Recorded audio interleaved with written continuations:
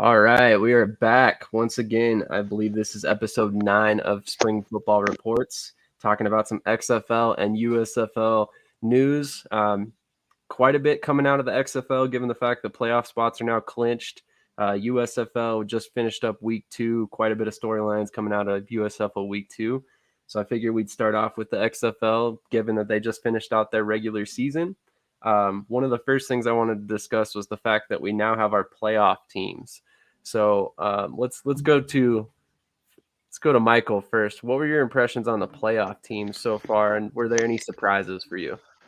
Not really, but I think there's only really 3 playoff teams. I think the 4th playoff team isn't actually in the playoffs based upon just unfortunate, the division side of things and conference things, and the North was just so much stronger than the South. Arlington's just Arlington at this point. They can backdoor their way in all day and go in with a tough defense and not score points on offense. I mean, if there was ever a team, would they end 4-6 on the year? Yes, sir. I mean, and the 4 wins were probably, combined total points of 24 points scored, and it was probably by their defense more than anything. So it's dreadful, but overall, no surprises other than that. That Seattle St. Louis, right down to the wire type thing, and I thought DiNucci might have thrown it. That was going to throw it there in the 4th. I thought for sure he was going to self sabotage it, but no. I mean, I'm not surprised. I wanted to play St. Louis as a DC fan because I feel like we match up better with them, even though we did beat Seattle, twice. But a 5 point, 5 points beating Seattle both games is just it's too close for comfort for me. And it should be a great game though. Hopefully it's a shootout like the last one was. I would agree. I mean, I thought it was very interesting to see that the playoff scenario came down to the very last minute of the last game. It was very interesting. It kept fans engaged all the way up to the last second.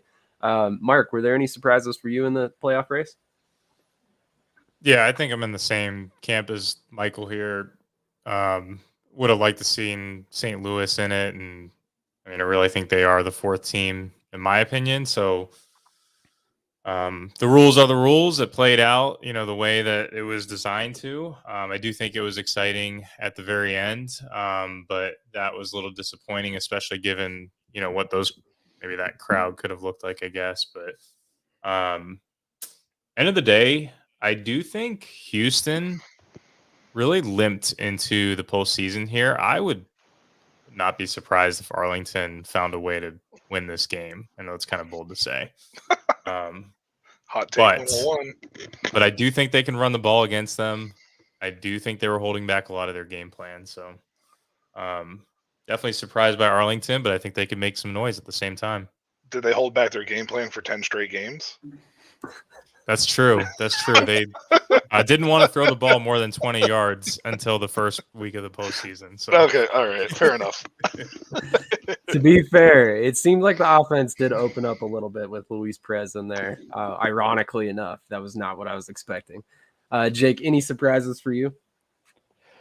No, I mean, I'm glad that the Sword with Wings are sitting home for the season. As much as I do think I agree that they would match up better with DC for us, but no, I'm thrilled that they're gone.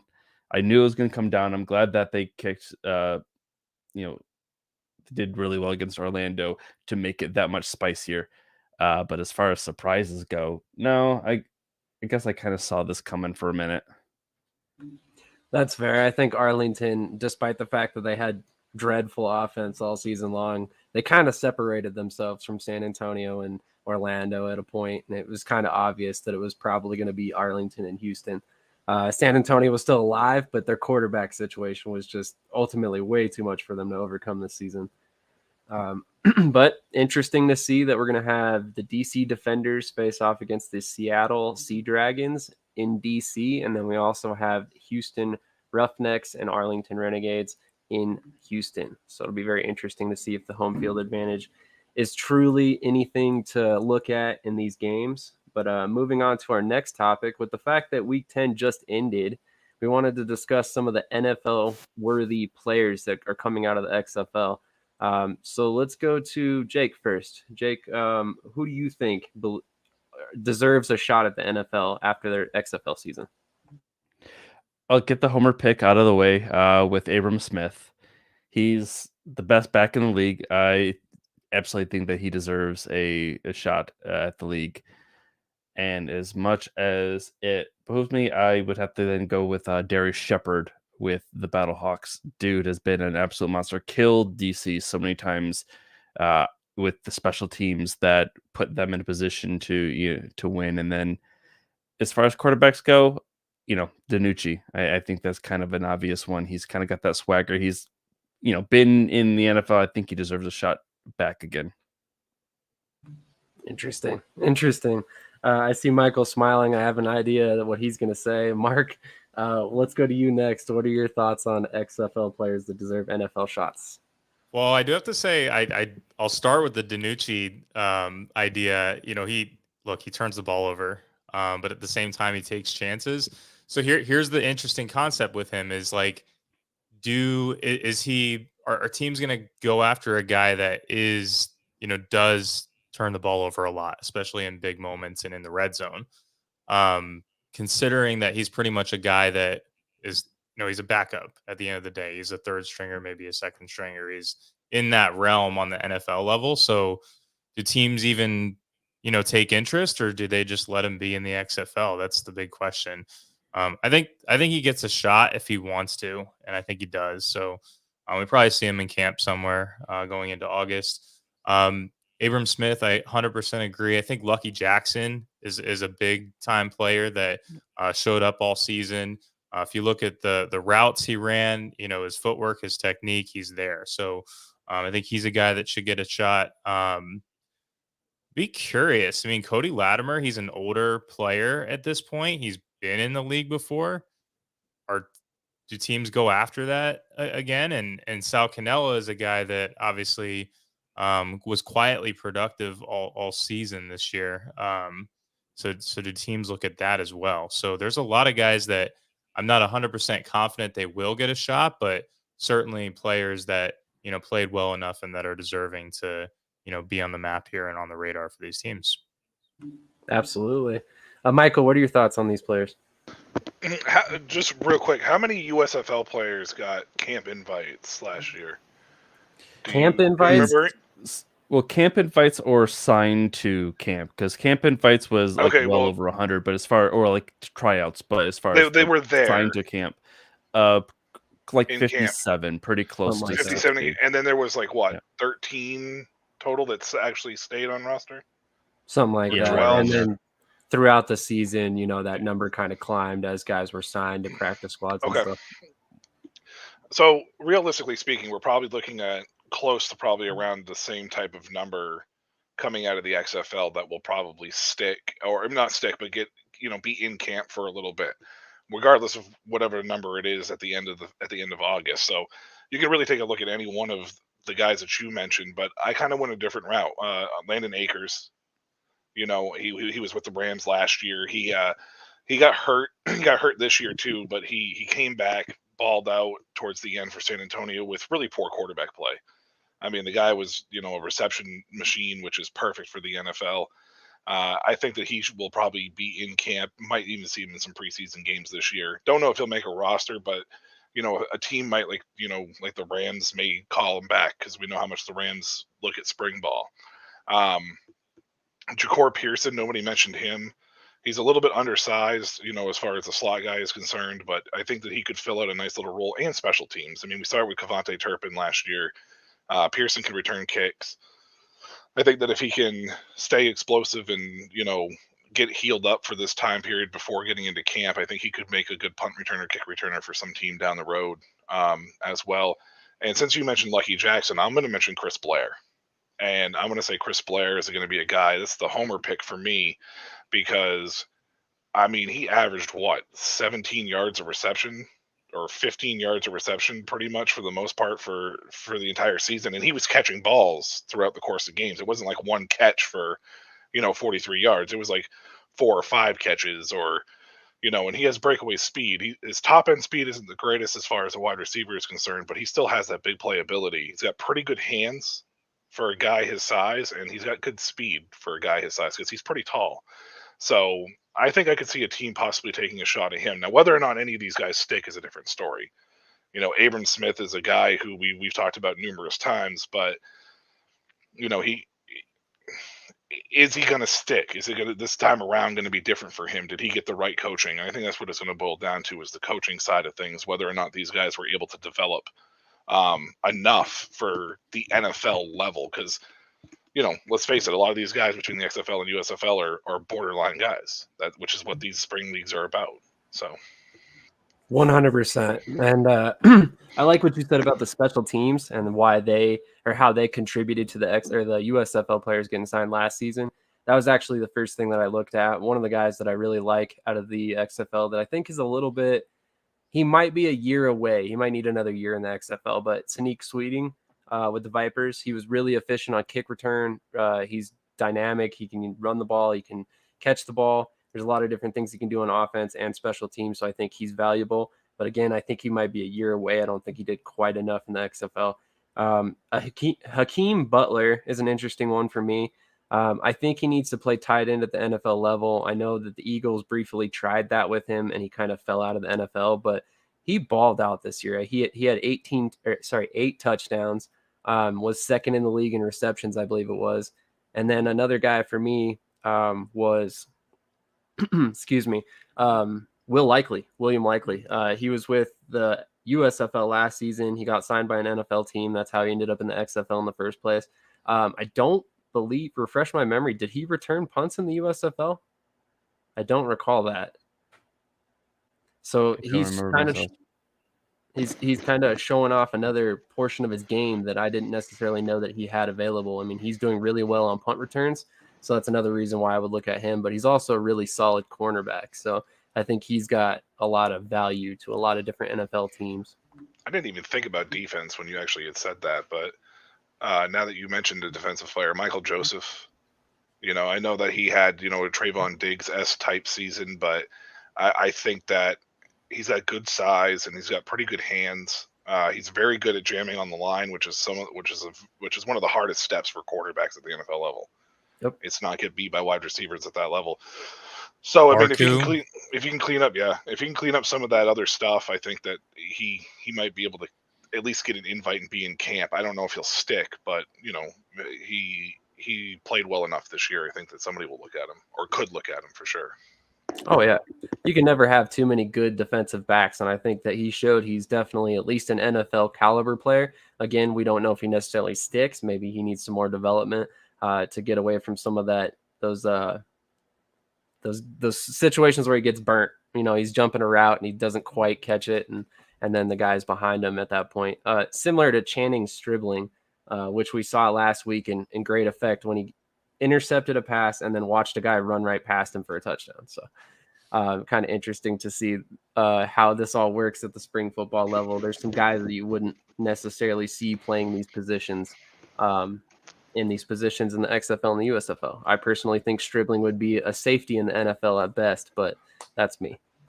But anyway, moving on to the next subject tonight, what about executives and coaches that deserve NFL looks? And I'm not necessarily saying a guy like Jim Haslett. I don't expect him to go from XFL head coach to NFL head coach. Maybe he gets a shot as a DC again in the NFL because of what he did in the XFL or something like that. So is there anybody that sticks out to any of you guys? Let's start with Mark. Well, I think someone that stands out to me, and there are a lot of guys that you just, pointed out too, that kind of fit that frame of been there, done that type thing. But Reggie Barlow, I know that would be super sad for DC, but I mean, what a job he did. There was, I think there was a lot of hype on DC going into the season. They were definitely a dark horse candidate to make a run, but there was also a lot of questions, especially on the offensive side of the ball. So I do think that Reggie Barlow showed up and really did a great job. So this is a little contrarian, but I do think AJ Smith did a pretty good job with Houston. Obviously, the team, has certainly limped through the end of the season. But I think he showed a lot of promise for a guy that, maybe could pick up some sort of assistant job, at the NFL level if that's what he's looking for. So. No, I like that pick. I think AJ Smith would be a perfect quarterback or wide receiver coach in the NFL.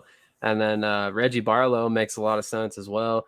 Although I'd be curious where he'd fit. But I mean, is he an offensive coordinator? He had a couple years as a quarterbacks coach, and then he's been a head coach since. So he strikes me as a perfect head coach. He really needs to be a head coach because he's kind of that CEO type. But that's just me personally. I could be completely wrong. He could be great at calling plays. Michael or Jake, you guys got anybody? Go ahead, Jake, if you want. Did you have anybody? I mean, other than Reggie Barlow, not really. If I say Greg Williams, can someone take him and just can we give him away? Not that he necessarily deserves a shot, but that I'm just tired of. If you've seen my Twitter, I know you've seen my Twitter, Sam. If you search, you'll know that I always say Greg. It's never been a good thing. I think one time I'm like, oh, that's not his fault. But I digress. That's fair. I think it's interesting with the XFL because you have coaches like June Jones and Jim Haslett, but they're on the older side. Wade Phillips, the older side. I'm not sure they're looking to try necessarily to get back to the NFL as much as they are just trying to help players get back to the NFL at this point. So I don't know if it's one of those things where an NFL team might reach out to a guy like that and try to bring them back at some point. But Reggie Barlow seems to be a pretty popular pick, but I'm going to be on the opposite end here, and I'm going to say no. I'm going to say he's going to need at least another year, regardless of whether it's a head coach or not, just because he hasn't had a ton of experience. And he did surround himself with a lot of really good, coaches between Fred Keiss and Greg Williams. I mean, Greg Williams, he is, for what he is, Williams is a very aggressive coordinator at the beginning half of games. It's just he tends to get away from it towards the back half of games for some reason and enter this little vanilla ice cream soft serve BS that almost cost us several games. But he surrounded himself with good coaches and he kind of allowed them to coach. And I think that's what made, Barlow such a great head coach here at the XFL level was he just allowed his coordinators to coordinate and he was just there to oversee it, one name that sticks out to me the most is AJ Smith in Houston. And again, I don't know, Mark, if my only question with him is how much of that was because he played in a weaker conference and how much of that was actually him, because Brandon Silvers was looking like an MVP candidate for the first few weeks, but you look at their schedule and it's I would hope he would, I would hope almost any quarterback would at that point in time. So I don't know if AJ Smith maybe needs another year to kind of fit that. I don't know. And again, to Sam's point, how much of it is going to be where do these guys fit? Where are they going to? Is it going to be an assistant to a coach or a coordinator, or is it going to be an actual coordinator position? So I guess that would probably be my only question. Yeah, I think AJ Smith too. He is the perfect guy to take on just kind of an entry level. Shouldn't say entry level, but introductory level type role with an NFL team. And that would be the most realistic jump, I think, for a lot of these guys. He's not ready to call plays at that level, obviously, but he had a lot of trouble getting plays in, at a quick enough pace to keep up with the team. So that was actually an issue. But I do think the offensive mind is there, the instinct is there, and the type of plays he's calling at certain moments in the game makes a ton of sense. So he's probably the most realistic. I do agree with you too with Reggie Barlow. I could see him also not leaving, being in the XFL as a head coach for 5 years, and then being making the big splash and just doing a straight jump as a head coach to the NFL after a long tenure. So I think that would be super cool just for the league in general. I think it would be cool. Yeah, I agree with you. I think it would be super cool in general for not just Barlow, but for the XFL and their relationship with how they want to be with the NFL for sure. So I completely agree. I mean, I personally don't really want to see most of these coaches leave, but obviously part of the point of these leagues is to give coaches opportunities as well. Excuse me, losing my voice there. But basically, in my mind, there's very few guys that I could see really getting the call up, especially given the when the XFL season ends. While it's very beneficial for players, it's not so beneficial for coaches unless they were to get hired for the 2024 cycle. So it would honestly have to be after this upcoming season, before the XFL season. It's just really kind of odd how the timing works for coaches in particular, but players, it works great. I think it's actually better than the USFL timing as far as that goes. But one guy that I could potentially see making a jump, and it's kind of unlikely because I don't know that he would necessarily want to leave a coordinator position for this, but Chris Dishman, I could see him jumping and being a defensive backs coach at the NFL level. I know that his issues in Vegas have definitely sunk us at multiple times, but if you look at what he did with the Generals last season, it was a totally different story. His defense was stout. There was a lot of times that they were leading the league or leading the team to victory. So I personally think that he's a solid defensive backs coach. I just don't know that he would make the leap from a coordinator position when he likely wants to stick around. Dishman's tricky to me because I thought about him briefly as well, but he would have been better suited after the season last year at the USFL, because I feel like this year might deter a lot of people away because the secondary was one of the worst parts of that Vegas defense. It was burnt constantly. You had guys out there looking around that they didn't know what they were doing. Now, I don't know how much of that's Dishman's fault as much as it is necessarily maybe the players that were in his scheme, but it took a beating this year. So I don't even know if Dishman would even get a chance to be looked at. So I like Dishman. I hope he can bounce back next year, especially if he comes back. But yikes. I don't know. I don't know if I would consider it this year. I knew that was going to be kind of a controversial pick given how bad Vegas did. But like I said, it's more about what he did with the Generals than anything. But moving forward, there's not really much left to talk about when it comes to the XFL. So should we wait on our predictions till the end of the show, or should we do them right now? Let's go ahead. You pick. You got the producer name underneath your name there, so you let that's us know. left over from me recording CIF shows earlier this week, just so everybody's aware. I'm not trying to say anything here. But yeah, let's go ahead and do the XFL predictions now, and then I'll get your USFL predictions when we get to that subject. But so let's go around the horn. Jake, who do you think wins these two games? DC and Seattle, or Houston and Arlington? I mean, all right. So for DC and Seattle, well, actually, let me do the chronological order. So Houston and Arlington. Houston's 6-0 in the North. They can't beat anybody with a winning record, but fortunately for them, Arlington doesn't have a winning record. So I think they'll get the W this weekend. I don't know if it'll be too terribly close, but I don't think it'll be a blowout. It's like, it's hard to beat a team 3 times in a row. It's how your Stars got past the Generals last year. So anything can happen, but I don't think it does for Arlington. I think Houston closes this one out. And then for DC Seattle, out I feel is just going to be nasty. And I'm going to just go pure homer pick because I am a little scared about DiNucci finally getting one. It's been way too close. We had to, win at Audi Field week 1 with that last second fumble, but I think it'll be maybe a 3-score game or 3-point game with DC winning.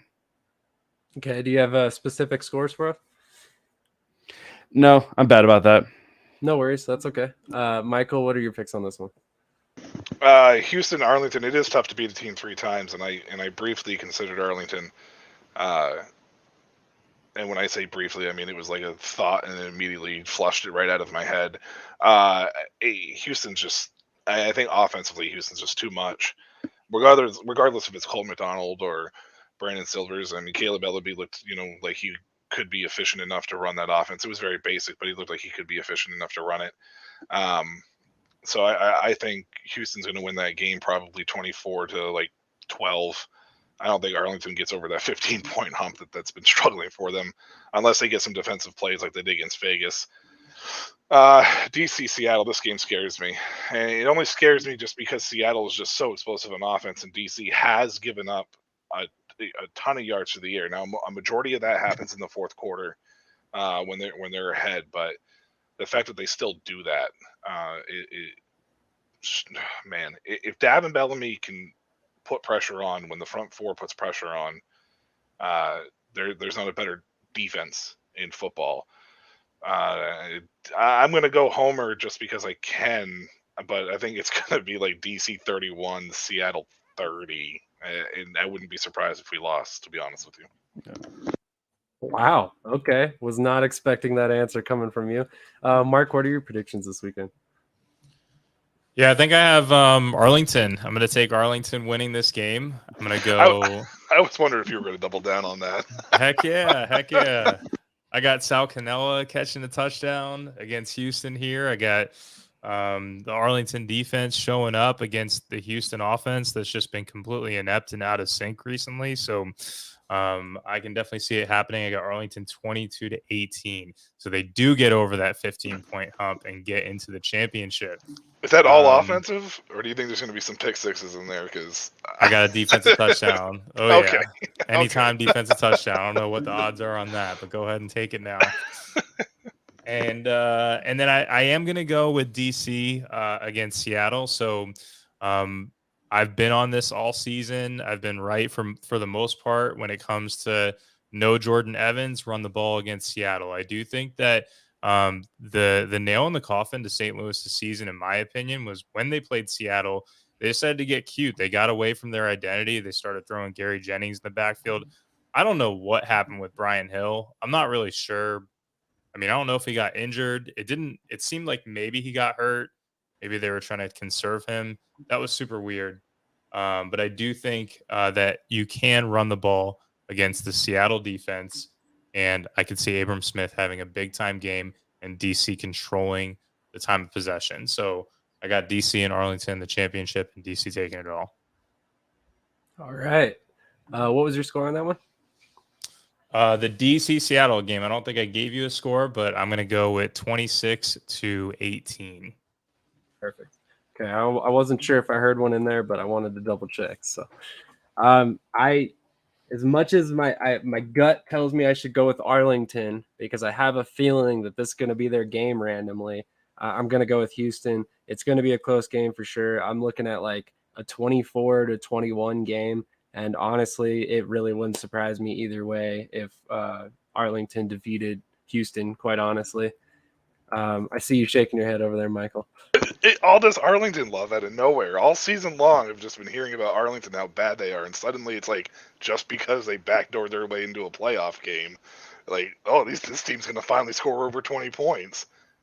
Hey, to be fair, I'm totally with you on it's going to take a defensive touchdown to get there, but I think if you're going to get a defensive touchdown, Houston's honestly not the toughest team to beat. So I just think that between their struggles and Arlington kind of getting hot right there at the end of the season, I just feel like there might be a chance. I think Davion Smith, he's got some fresh legs. I think they can run the ball against this Houston defense, so you might be surprised. Like, I don't like Houston at all, and I think that Houston just benefited from playing in a poor conference, but they scored 9 points. What do you mean hot?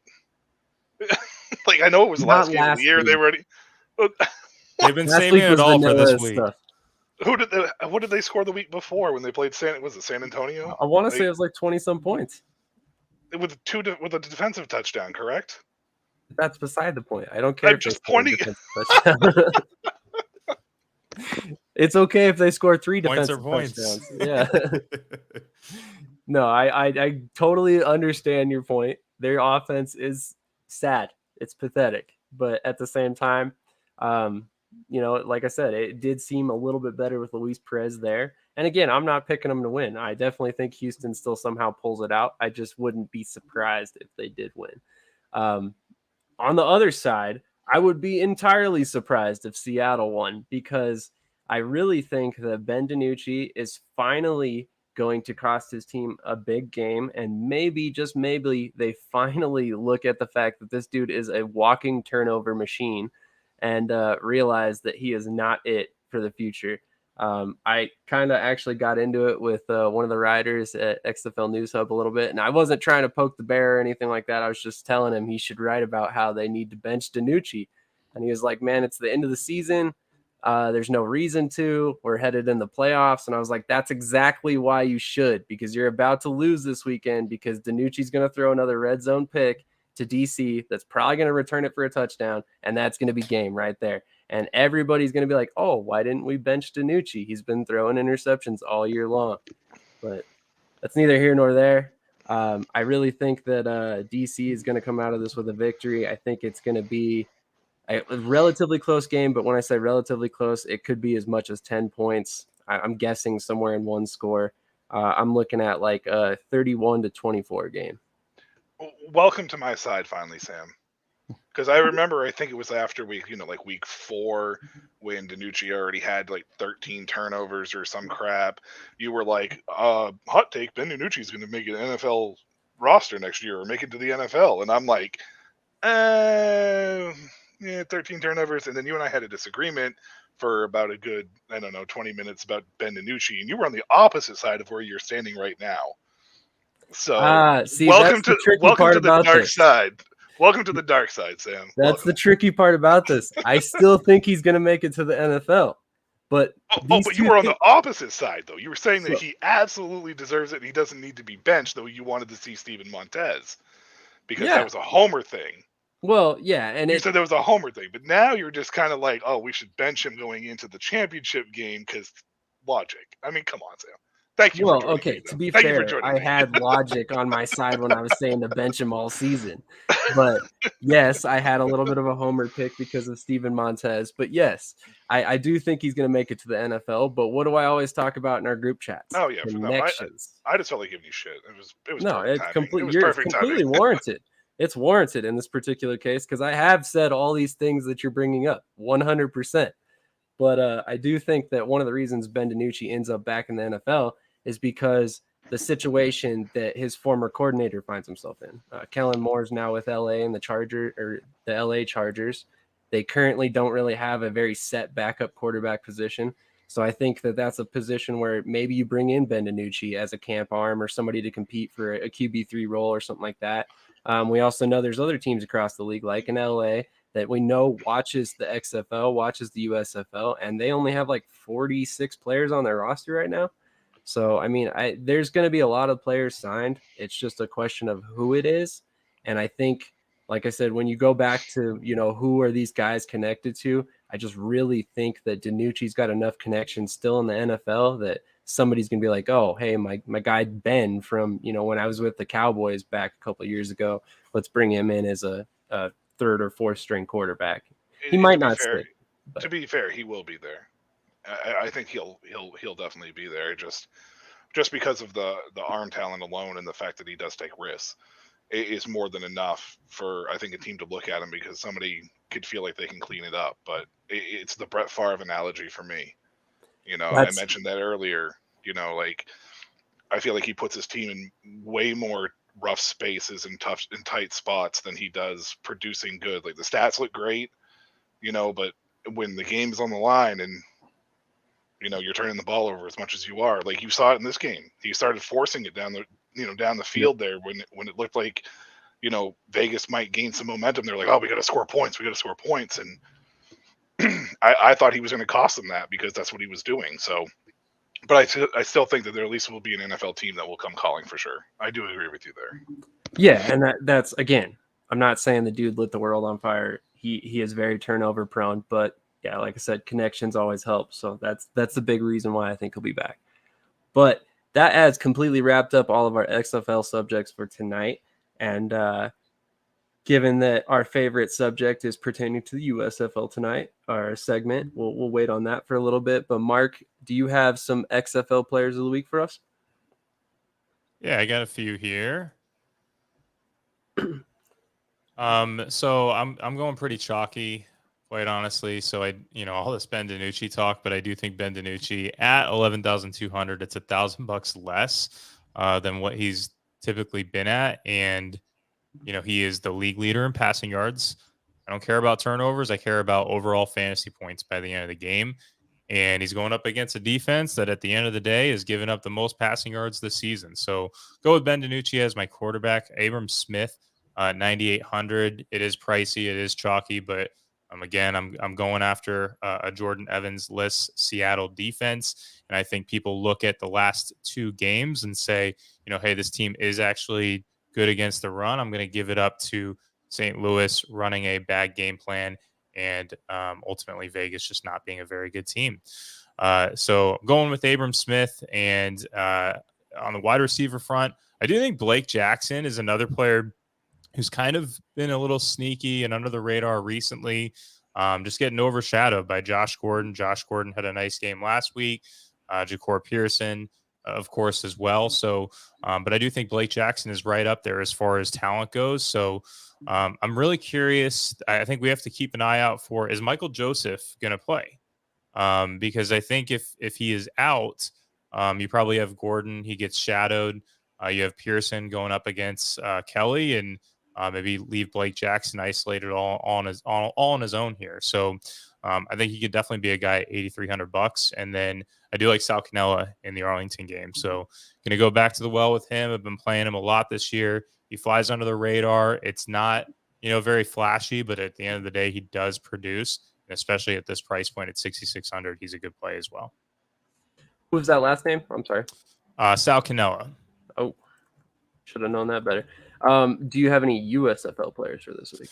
I do. This one's a little dicier, just because I haven't done as much USFL prep, but I did put down my 2 quarterbacks are going to be MBT.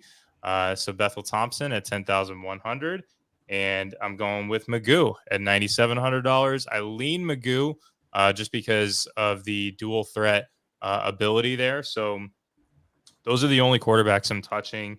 I maybe take a shot on Love as well. So I'm maybe considering that. I think that's a contrarian tournament play that will probably be the least owned of the 3.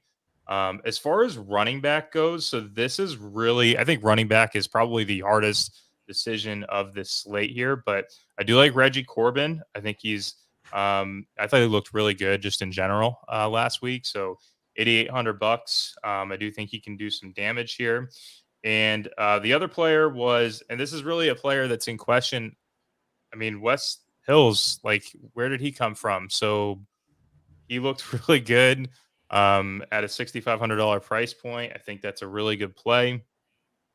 At the wide receiver position, I'm going very, very cheap at wide receiver. So I'm going all the way down to Trey Quinn.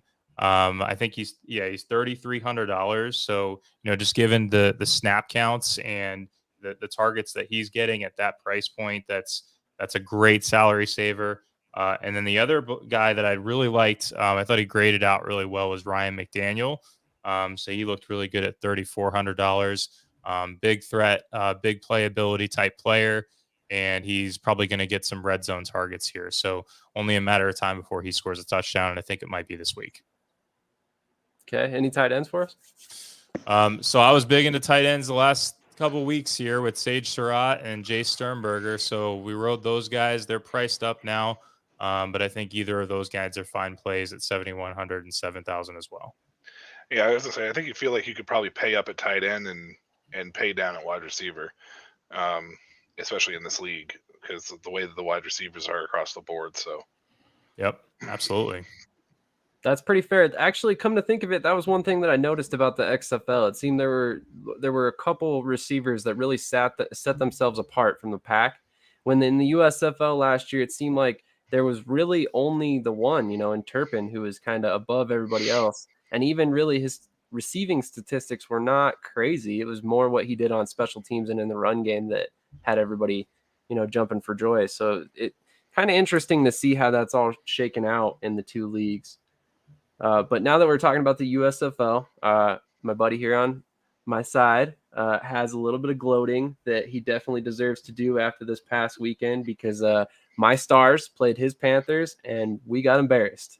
So we're going to talk about the fact that Case Cookus has been sacked 9 times in 2 games. And meanwhile, the Panthers are 2-0 atop the North Division and looking pretty good after the first 2 weeks, despite the fact that Love threw 2 interceptions. So let's go to you first, Jake. What were your thoughts about this game, and how do you feel about the Panthers coming out of week 2? The game, like I said, nerve-wracking to say the least, but I don't know. I still have questions about who the Panthers are, but as far as yesterday went, like they did what they needed to in the cold, wet. Drops were definitely an issue. Luckily, we finally, listened to Corbin after Marty finally listened to Corbin after yelling at him through the phone, to give it to him, feed him, and he ate. So, once we finally did that, once we finally relied on that, I still thought we should have got to Case more, but like you said show, maybe part of it just being the field probably didn't help our pass rush as much.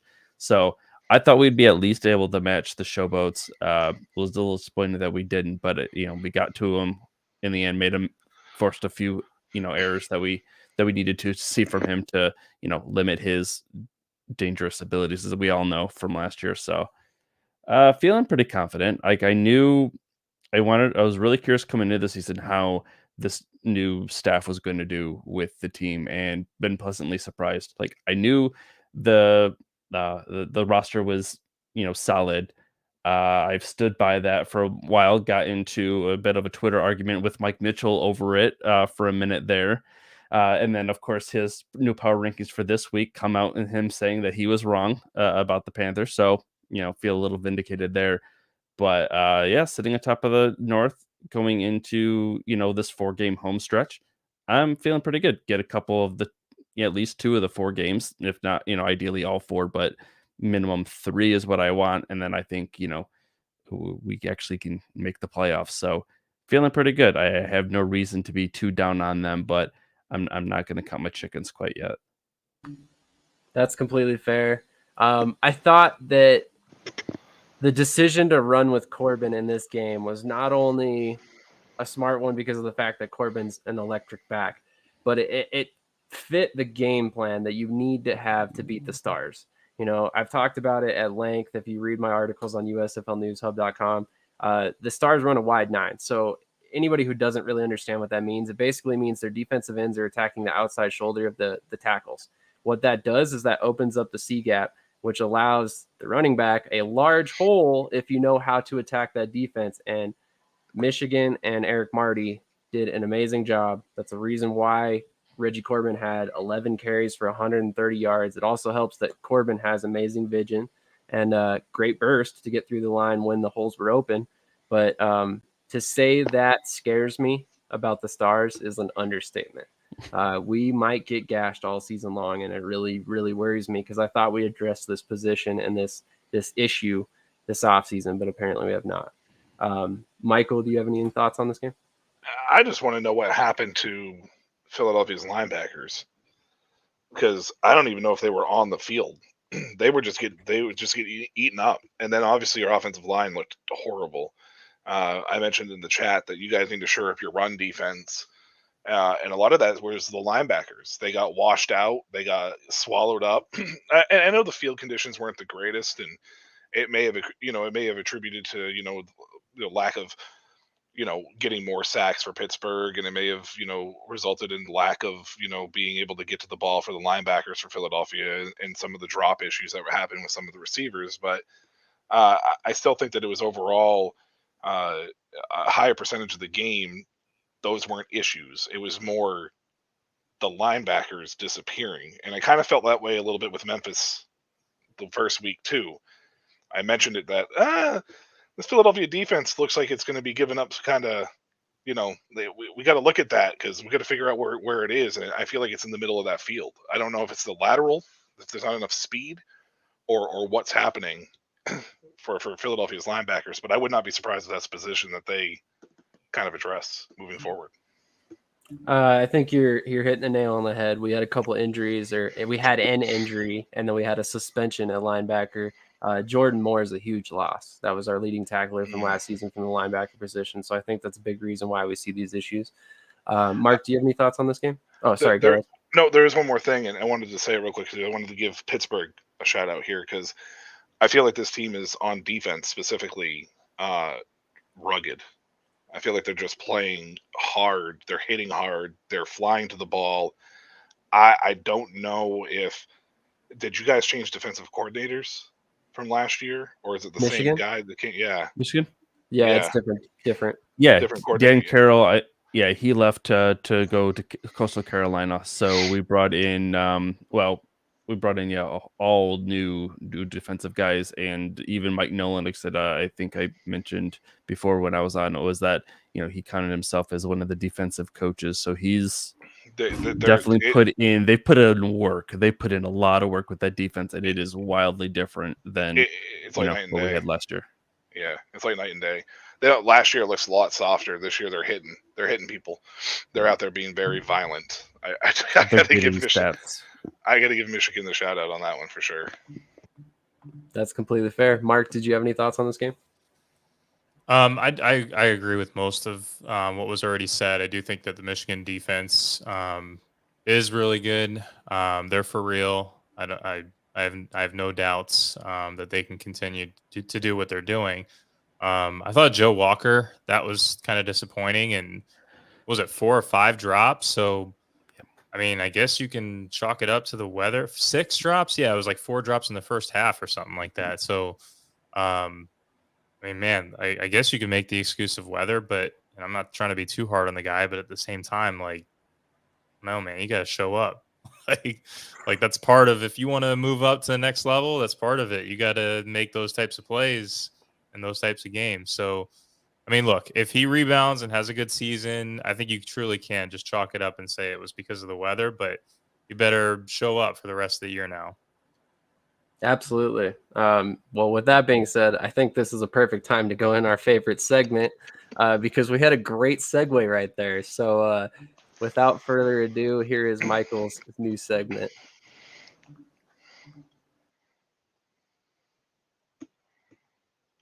Well, as you can see, it's Joe Walker this week for the Michigan Panthers, despite the victory. 4 drops in the first half, 2 in the second that I can remember accounted for. He scored a touchdown's worth of drops. Look, the Michigan Panthers, for all that they are 2-0, just beat the Stars, they still are going to need to rely on some of these wide receivers. And Joe Walker is a guy who can get open. Joe Walker is a guy who can play. They're going to need to rely on him. Josh Love is not going to be able to do it at all. And I don't know if they have enough of a rotation if Walker was off the field. Like, I don't know if they have enough at that rotation to kind of fill those shoes. But if Walker's not going to make plays, he's not going to be on the field. And I think that's going to hurt Michigan overall. This week, 6 drops. I know it was rainy. I know it was wet. But I'm not going to give you the benefit of the doubt for that it was rain because nobody else really had those issues. So that don't impress me much, Joe.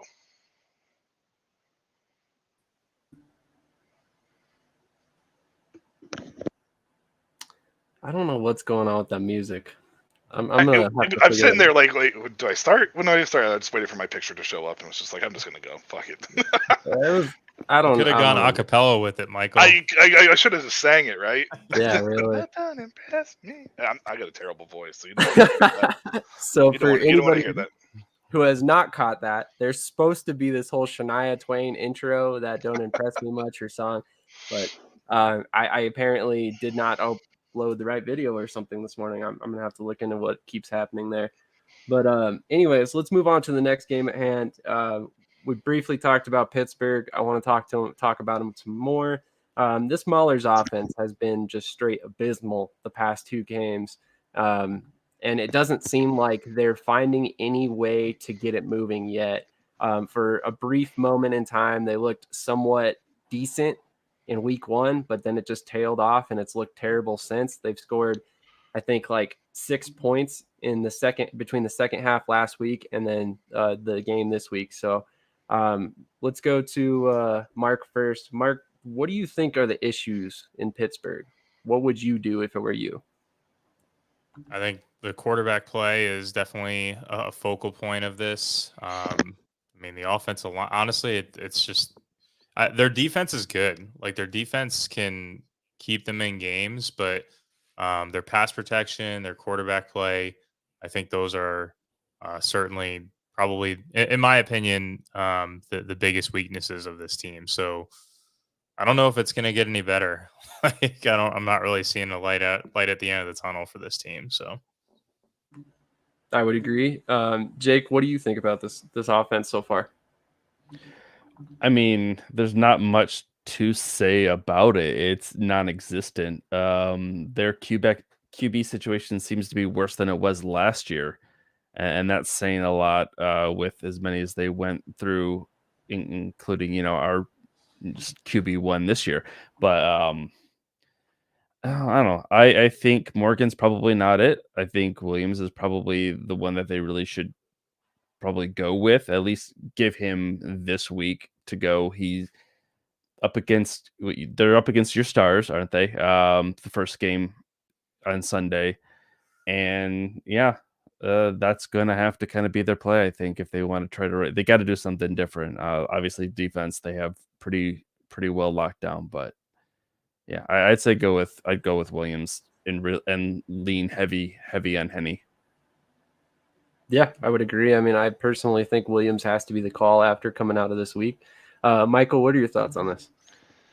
The offense has scored a total of 6 points in 2 games. I mean, you're definitely a miss somewhere. And I mentioned in the chat that Pittsburgh's not built for a 2-quarterback system. So this whole James Morgan and Troy Williams 2 QB system needs to go. They need to just stick with one person and run with it. And I think that's Troy. I'll give the Maulers a little bit of, I don't know, credit, I guess, because they did move the ball a little bit better this week. They were able to at least get into the opponent's territory, whereas like New Orleans in the second half, they just never came close. It was the defensive touchdowns that put them close in that game. So, man, they need to scrap the 2 QB system, move on from James Morgan. It's not working, and run with Troy Williams. And if you need to address the QB situation after week 3, then go sign a free agent. There's plenty out there. I would agree. And I actually was somewhat surprised they didn't try to address the position before the season, but here we are. They still need a quarterback. Interesting. We got a comment. Tomlinson, the Maulers OC, is a first-time OC. They need to make their wide receiver coach Woods the OC. The O-line is just watch it. Okay. I would assume he means the O-line is bad. Tomlinson, he was a first-time head coach or offensive coordinator, but he has been here since last season. So a lot of these players should have a pretty good grasp on the offense. So, I mean, at this point, it might be a play calling situation where we need to make a move. But I'm kind of curious how they address the quarterback position going forward, because like you said, I don't think this is an offense built for 2-quarterback system. I also don't think that James Morgan was doing enough to give him another shot, even though he's got that NFL pedigree. Troy Williams only threw for 70 yards this week, but at least he had a decent completion rate and protected the ball, didn't throw an interception. So, I mean, really, what other choice is there? Maybe we see, I think it's Connor Sampson. Yeah, Connor Sampson active over the next couple of weeks, although that would be quite the turn of events if Morgan was demoted to the inactive list.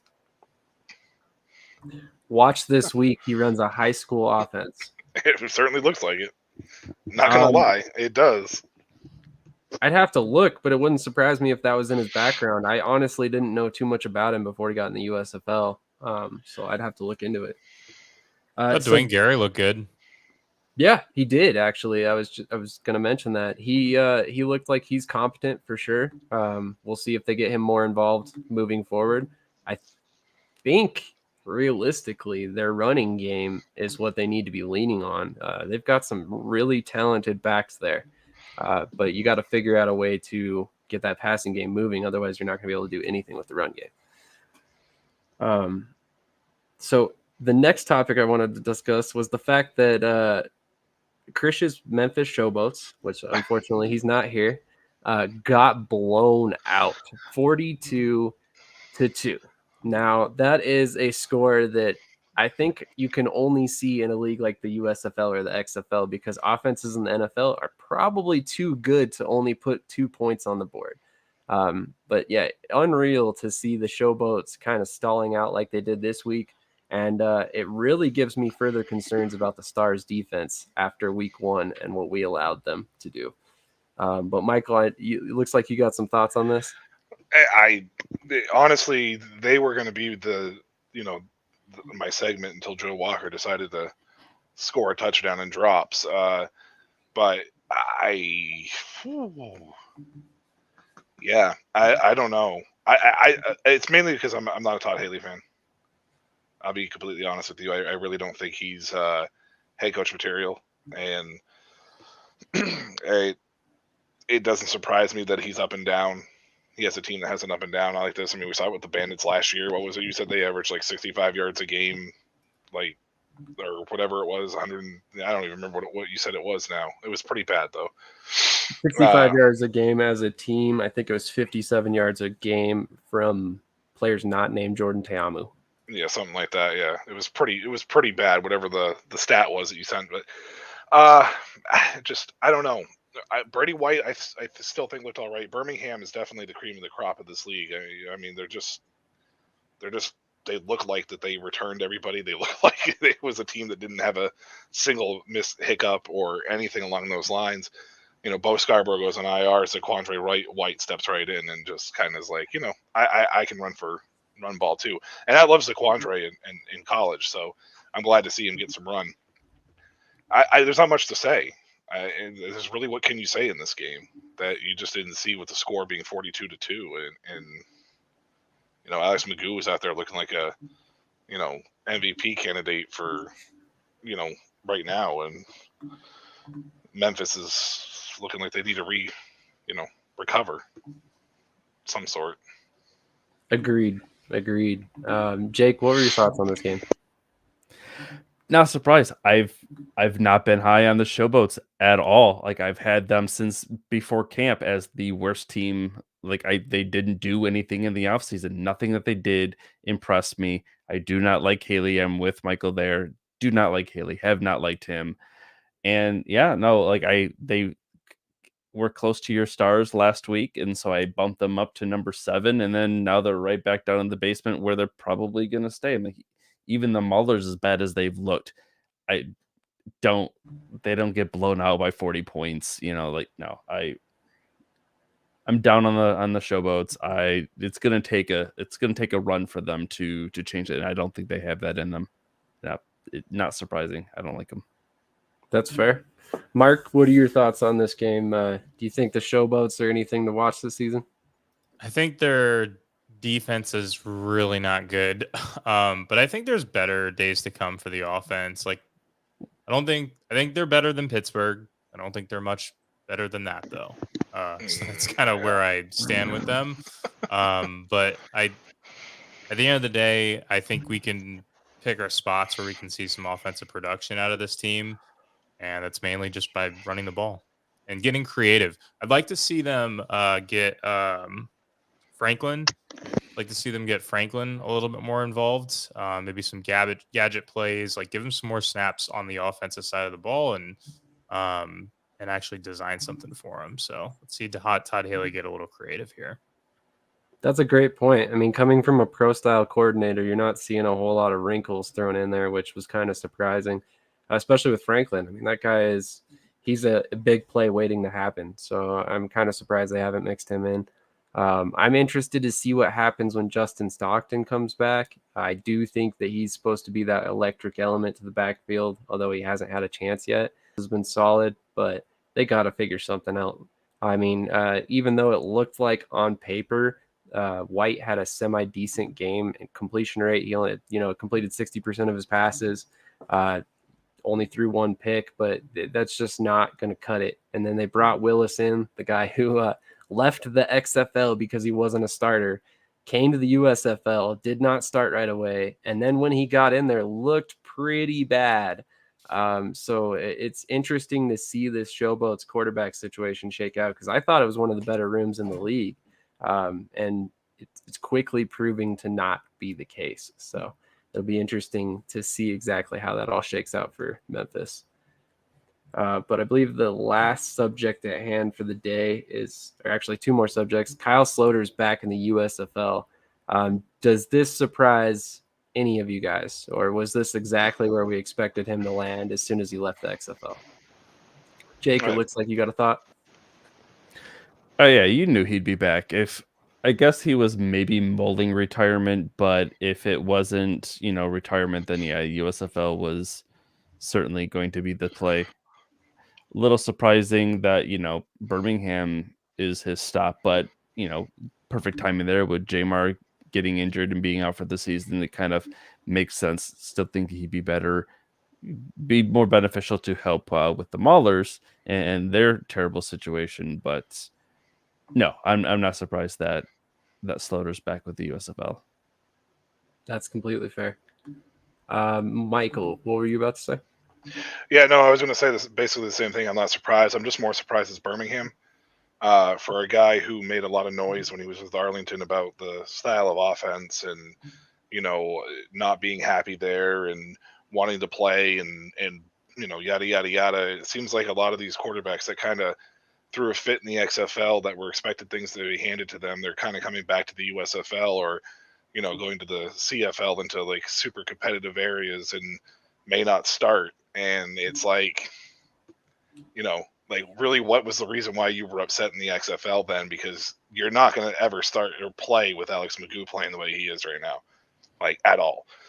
So Pittsburgh might come calling for a trade, and maybe that's what Birmingham was looking for. Maybe after week 3, if Troy Williams, if they ditch this 2 quarterback system and Troy Williams still plays like garbage against your stars, maybe they give him a call, or maybe a team gets an injury of sorts and then Birmingham trades him. It's a big signing, a big name signing for Birmingham to bring a guy in, just be like, you're gonna sit on the bench, have fun, and not maybe dangle him out there for trade bait midway through the year. So I would have thought Pittsburgh. I would have even thought maybe New Jersey, with the way that the Generals have regressed this year. I like Dakota, I do, and I think that he's going to be okay as long as they keep going. As long as he keeps getting playing time and reps. But that 2 QB system is not working the same as it was last year. So. Not at all. And yeah, I would completely agree there. It was actually kind of surprising to me to see Luis Perez be one of the more successful USFL quarterbacks in the XFL. I did not see that coming at all. I actually had it pegged that Brian Scott was going to be the most successful, and look how wrong I was on that. So yeah, it kind of crazy to see this whole situation pan out like it did. I actually thought Houston might be a good fit for Kyle, but yet again, we see him in Birmingham. So moving on, the last subject of the night is the Houston quarterback situation that I just spoke about. Kenji Bahar is the incumbent. He came back after last year. Clayton Thorson saw himself out because he didn't play that well last season. I think he sees the doors closing on his NFL career. So he kind of just decided that was that.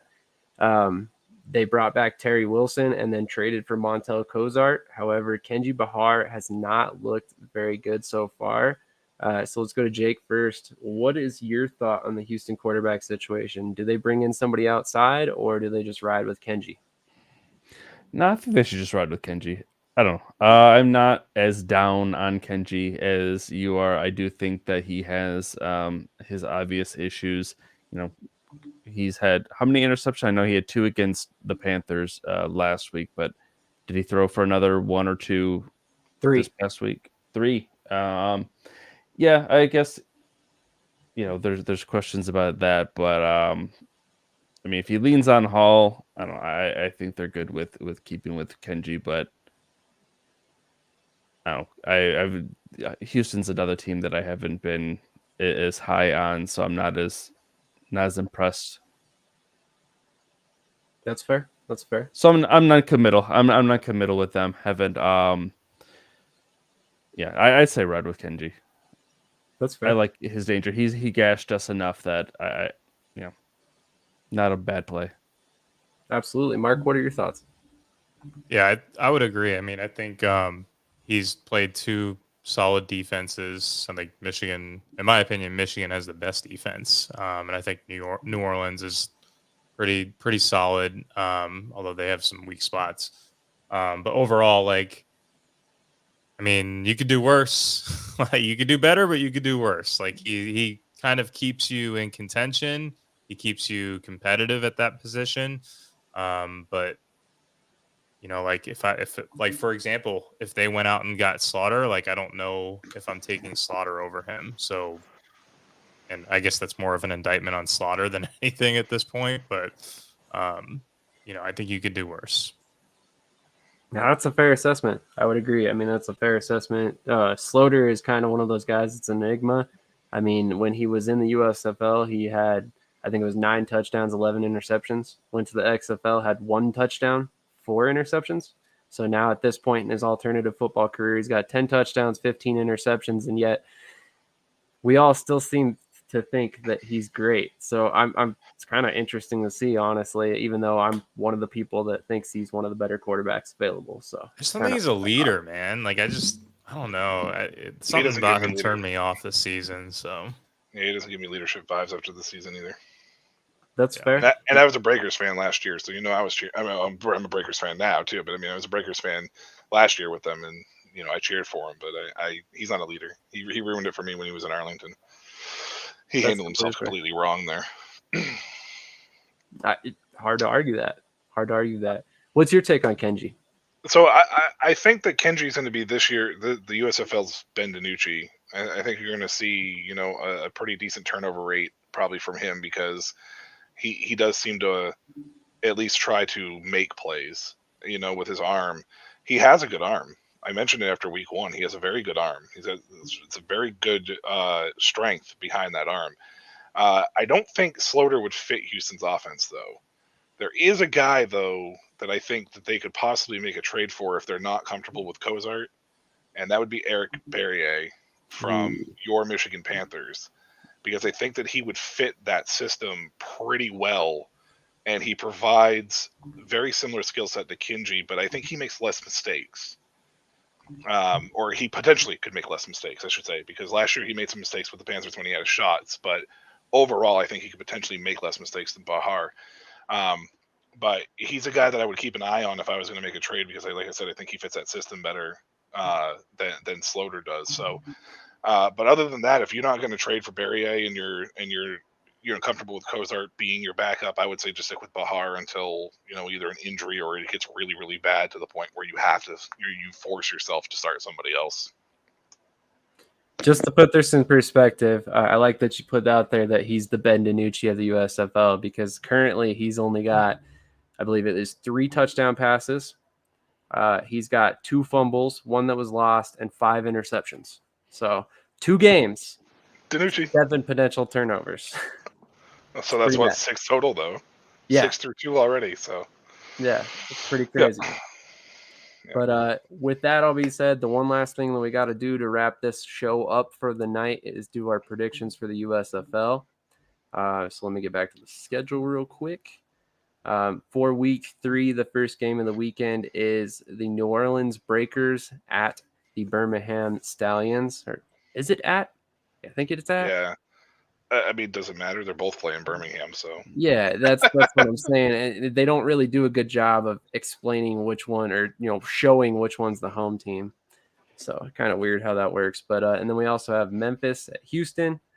I think at, again, Pittsburgh Maulers, Philadelphia Stars, and New Jersey Generals, Michigan Panthers. So let's start with Michael. Let's just go ahead and get your thoughts on the Breakers Stallions. First, Mike Blakesley, we are on every Monday at 9:30, or at least we try to be, unless the show happens to, be delayed for some reason. But try to be on at 9:30 every Monday, Eastern time. I don't know where you are, but Eastern time. I hate seeing Birmingham on the schedule coming off this 42-2, shellacking of Memphis, and with the way our defenses look so far, I'm very concerned here because we gave it 31 to Houston. And that's mind-boggling to me. I honestly think that this game could be closer than people may think. I'm hoping Birmingham comes off this big, giant blowout and they kind of ride in that wave thinking that they're all great and New Orleans can come out and smack them in the mouth. MBT is definitely going to be the X factor here. If he does not, well, the offensive line will be the X factor here, because if they can protect MBT to give him time, he could dice up this Birmingham offense. Wes Hills, who was mentioned earlier by Mark, is a very sneaky play here, but Birmingham's defense has been really solid. So I don't know if Hills is going to be able to be that guy that we need for ball control. With all that being said, I just talked a lot about New Orleans, but I'm taking Birmingham. And I think it's going to be 28-24. I think it's going to be a lot closer than people may think, though. Interesting. Jake, let's go to you next. Birmingham or New Orleans?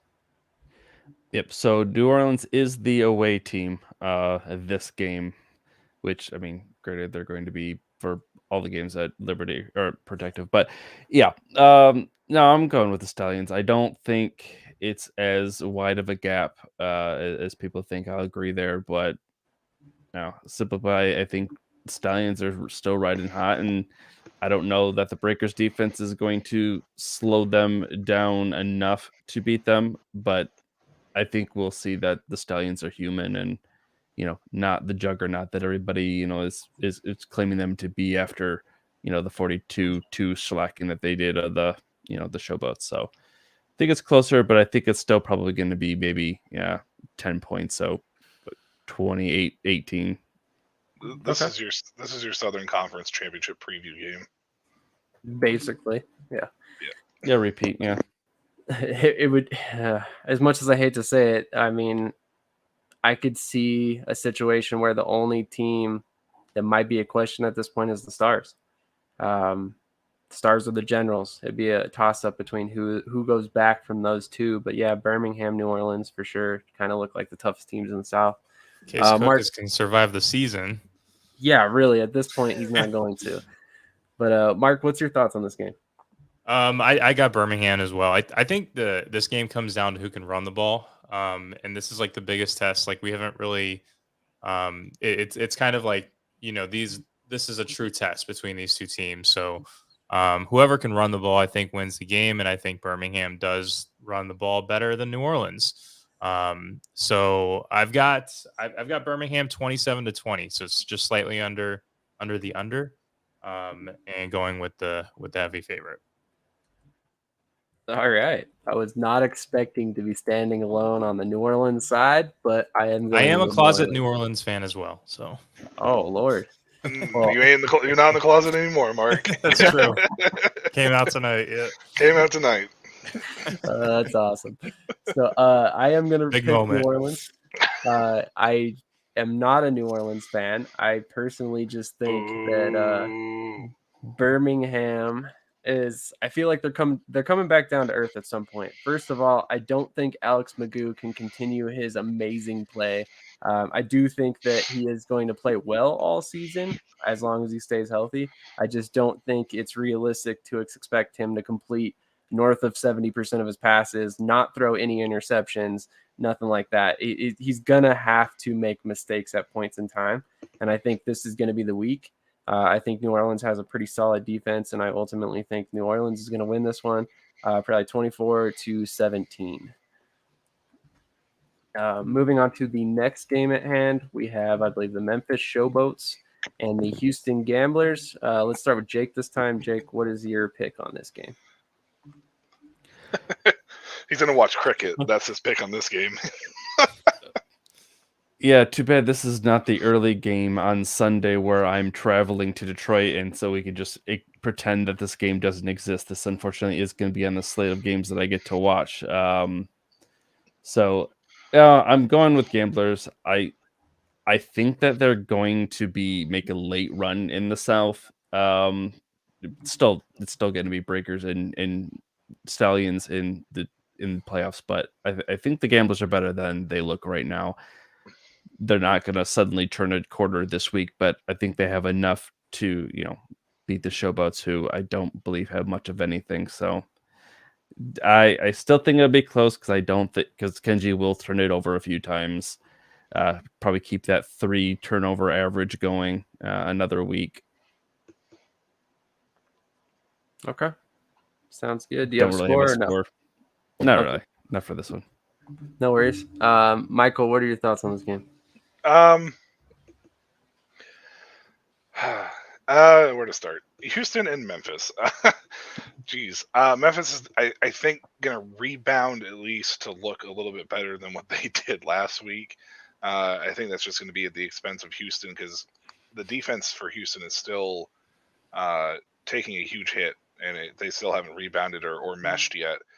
This game could end up being this game could actually end up being the game of the week as far as close back and forth type of offenses, or it could end up being a 6-2, and you don't need to take NyQuil to go to bed at night. You can just watch the game. With that being said, I think it's going to probably be decent, I'll say, and I'm going to probably say 18-14 Houston. Alrighty. Bahar turns the ball over 3 more times to bring his total to 9. Mark, what's your call on this game? I've got Houston 31-20. So there it is. Yep, I do think that Houston. I'm in the same boat as Jake. I do think that they're better than what we've seen. So they've had some tough matchups, and Memphis, I don't believe in their defense whatsoever. So I'll give Houston, and I'll give them the over 31-20. And no, I won't have to watch that game. We got the South Division Championship in the XFL, so I can completely forget that the Houston Showboats game is on. There you go. Trade one South game for the other. I'm going with Houston as well, despite the fact that I do have my doubts about Kenji Bahar. I do think that the Houston offense has plenty enough to score more than 2 points this week. Although it would not surprise me in the slightest if we watched a bunch of trading field goals all game long, with no offenses being able to hit the end zone.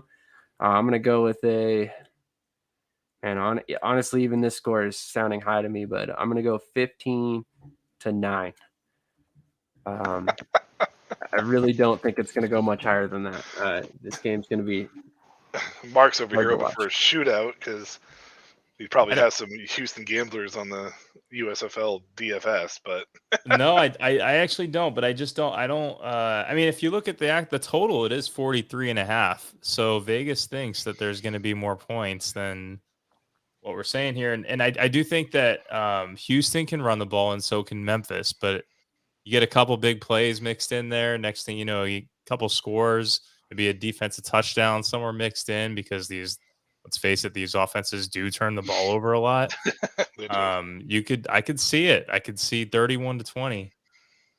Oh, yeah, fair. No, that's fair. That's fair for sure.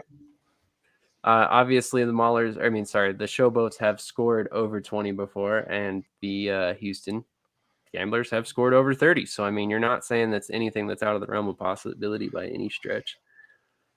Moving on to the next game, the early game on Sunday, 10 a.m. Mountain Time. We got the Pittsburgh Maulers versus the Philadelphia Stars. Let's go to Jake first. Do the Maulers win this one? No, but I think it's going to be closer than you think. Because it's one of those matchups where it's strength against strength and weakness versus weakness. I do think that the Maulers' weakness at an offense is worse than the Stars' weakness at defense, but I do think it's a little bit closer than some people will think. But the Stars, you do get a win. You do right the ship and maintain second place in the North and not fall to potentially fourth, which would just be crazy. Yeah, it would be really crazy. Let's go to Mark next. Mark, what's your pick on this one? I think we're looking at an under on this one. I'm curious the health of Case Cookus. Even if he plays, I'm a little concerned about his ability to actually get the ball downfield and, quite honestly, his protection. So I think the Stars still win this game because I just don't see it with Pittsburgh. But I could see it being a close game and not necessarily, I guess, high scoring, but not completely low scoring as well. 23-16. All right, Michael, what's your score on this one? 34-3 Philadelphia.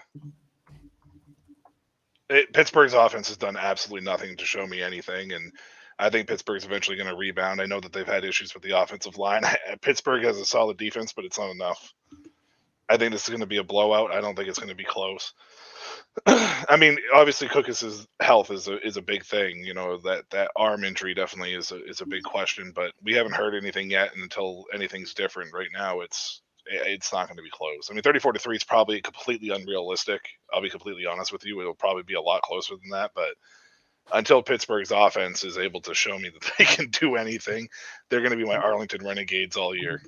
Now, I'm not going to go over a certain point total right now. That's at 3. So That's completely fair. I am going Philadelphia 24-13. I did want to back up just a bit, and I forgot to mention the fact that it is believed that Mark Thompson will be available for the Houston game, so that might change Houston's offensive outlook a little bit. TJ Pledger has been amazing so far in his stead, but with Thompson back, I honestly think that 1-2 punch is going to be really, really good to watch. So that's going to be something to watch for in week 3 for sure. The final game, which could be a preview of the North Championship this upcoming season, is the Michigan Panthers versus the New Jersey Generals. Let's go to Jake first. Jake, what's your pick in this game? We're playing in the Dome. Like I said, first of 4 week streak, so there won't be any excuses for drops, and I don't think Walker has another 6 drop game this week. At least I certainly don't hope so. We'll have Detroit's going to come out. This will be the first game, since the Panthers in 40 years. So I think Detroit shows out. It's going to be a hostile environment.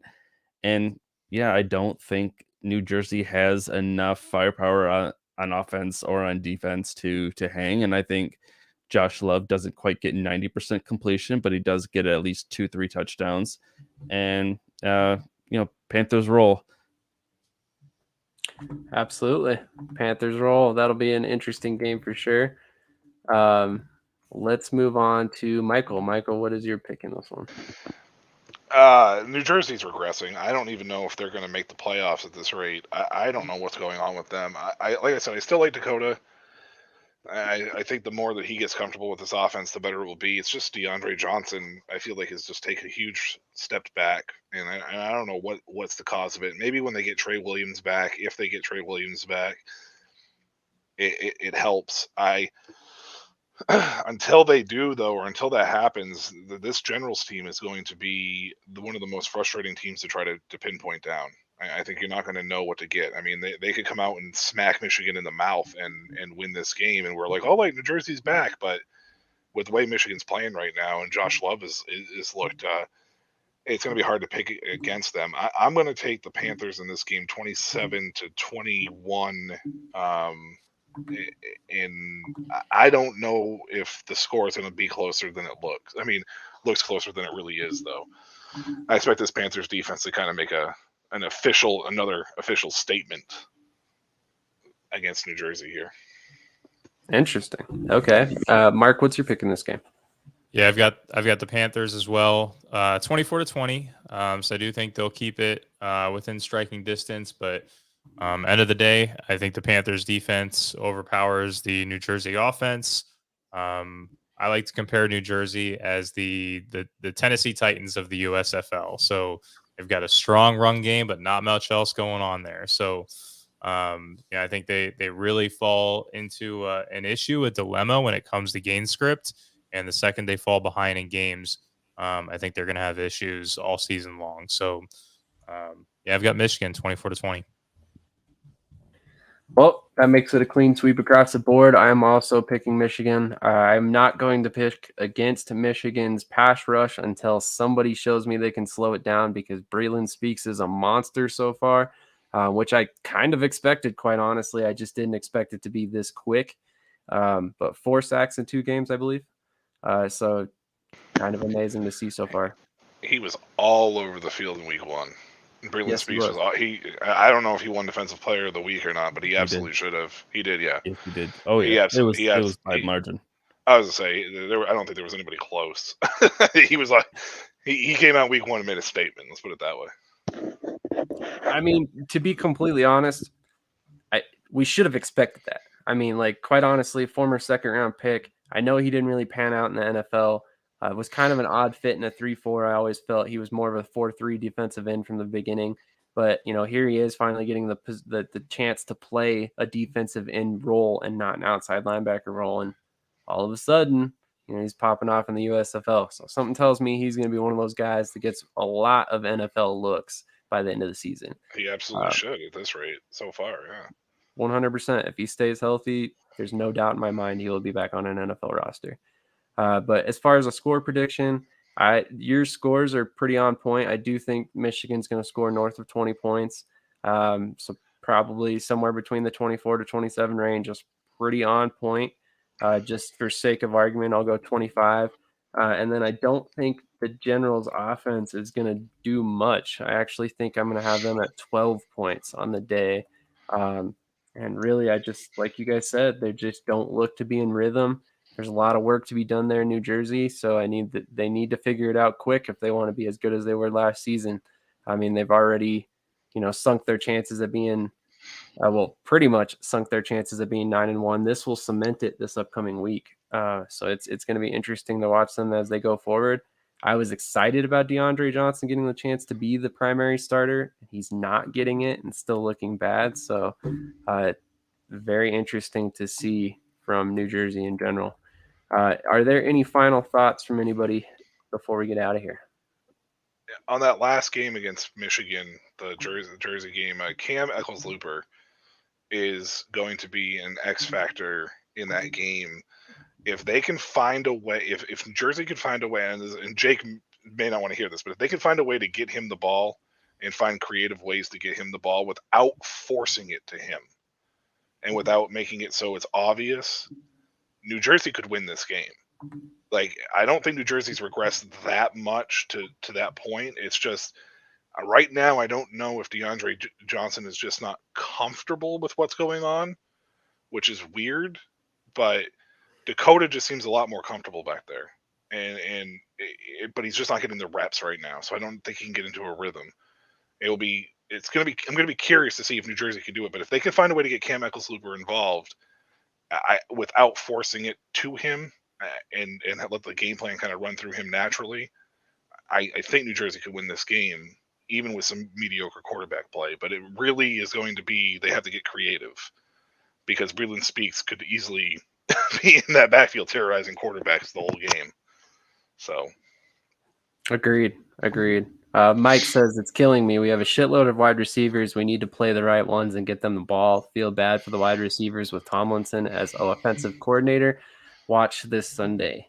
That's the Maulers, I believe, is what he's talking about there. Yes, sir. Yes, he made that clear somewhere in the chat. I would bring it back up if I knew where it was at. But basically, that's all I've got for you guys. Any other final thoughts, Mark or Jake?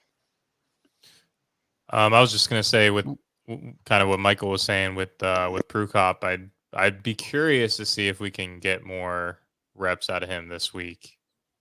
Like, does that happen? Like, or are we just gonna roll out Johnson because he's gonna be running for his life anyways, and roll out Dakota a week from now? So that's kind of almost the thought process, I guess. But there's something to be said there.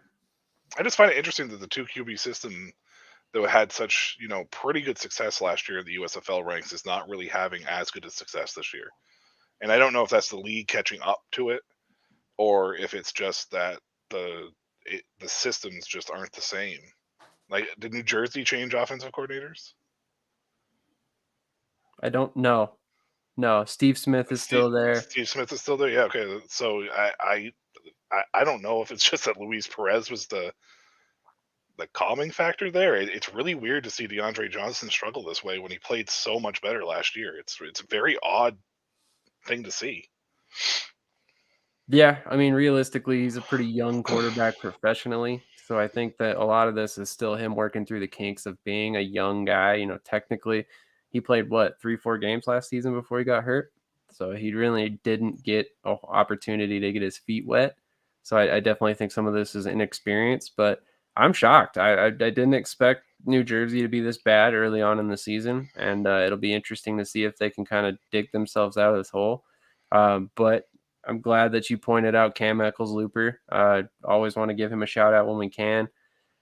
His story is unbelievable. The fact that he went from a free agent before last season, went undrafted in both the drafts, got picked up by the New Jersey Generals last second. Literally was moving into his apartment in Texas when he got the call by the Generals to come down. Basically told the guys, hey, I got to vacate my lease. I can't make it. Went down to New Jersey, called me, and announced it here on Shady Sports Network on the road out of his car, which was pretty awesome.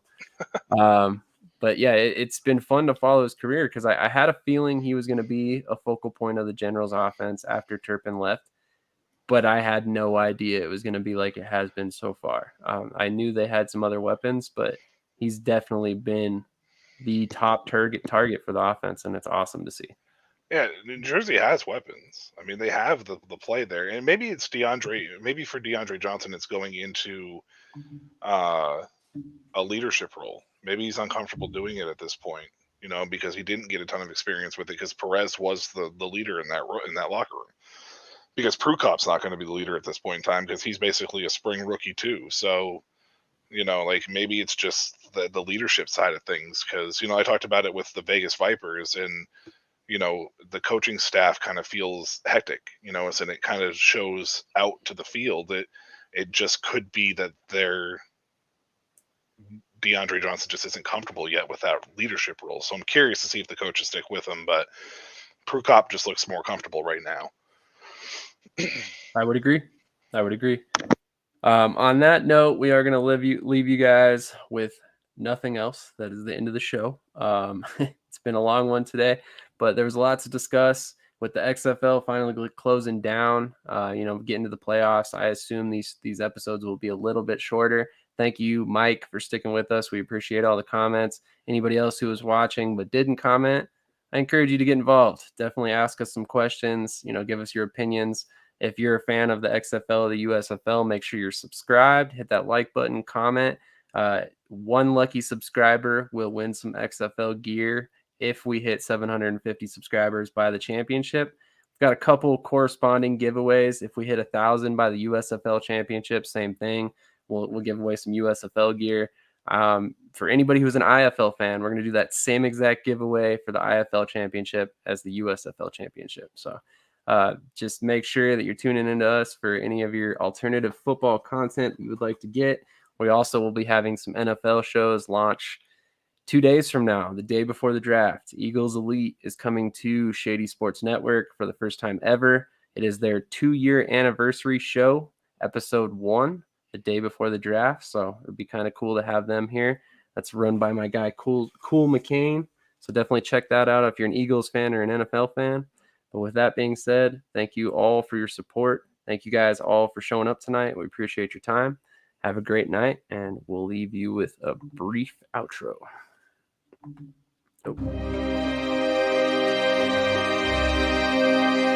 Now a quick word about my favorite sponsor, SeatGeek. As you can see, I'm about to show you a quick demonstration about how to use SeatGeek and how easy it is to use and how user-friendly it really, truly is. So if you look at this, I'm going to go ahead and search from some sports events. I'm going to look for my hometown team, the Denver Broncos, really quickly. As you can tell, it's all very neatly organized. Denver Broncos. I'm looking for the Week 18 matchup against the Los Angeles Chargers. So I'm going to go ahead and click on that game. As you can tell, it'll go ahead and pull up several options. I'm going to look through real quick.